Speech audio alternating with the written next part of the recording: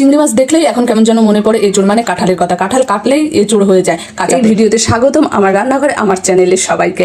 আর আমার রান্নাঘরে আজকে এঁচোড় চিংড়ি হচ্ছে। এঁচোড় চিংড়ি করার জন্য আমি শুকনো লঙ্কা, গোটা গরম মশলা ফোড়ন দিয়ে দিয়েছি, আর আদা, ধনিয়া, জিরা সব কিছু একদম কষিয়ে ভালো করে আলু ভেজে রেখেছিলাম, এঁচোড় ভেজে রেখেছিলাম, চিংড়ি কষিয়ে রেখেছিলাম, সব কিছু কষিয়ে গরম জল ঢেলে দিলাম। এবার হচ্ছে ফাইনালি অনেক কিছু করার পরে হয়ে গেছে আমার এঁচোড় চিংড়ি। দেখো এঁচোড় চিংড়িটা হয়ে গেছে।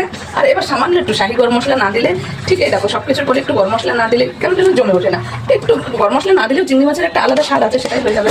রোববার মানে একটু চিকেন, মানে মাংসর বায়নাটা। আজকে আমি রান্নাঘরে নিয়ে চলে এলাম চিকেনটা একদম ভাবছিলাম যে না আলু প্রেমী আমরা, আলু না দিলে হয় না, কিন্তু আজকে আমি ভাবছি না, আলুর ছাড়াই একদম কষা কষা কষা কষা করে 2-4টে ঠ্যাং নিয়ে এসেছি। আর এদিকে তো আমার এঁচোড় চিংড়িটা হয়ে গেছে, আর এটা একদম কষা কষা করবো। তারপরে যেটা এনেছি সেটা হচ্ছে এখনো সেটাকে আমি রেডি করে পারিনি, তাই তোমাদের আর কি দেখাবো। আপাতত আমার যেটা হয়ে গেল সেটা হচ্ছে চিকেন কষা, এঁচোড় চিংড়ি।